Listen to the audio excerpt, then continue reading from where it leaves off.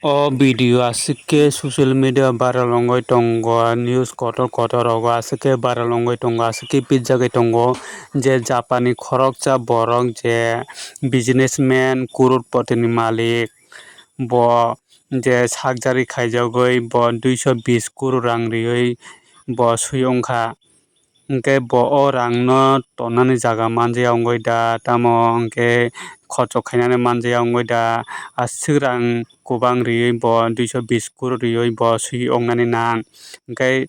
masa mani borok onek kwbangma tongo o rang no bo subai manbala hingke bo hingke o rang kocho khai no sui ongoi thangkha o mangpili asike social media viral ongoi tongo.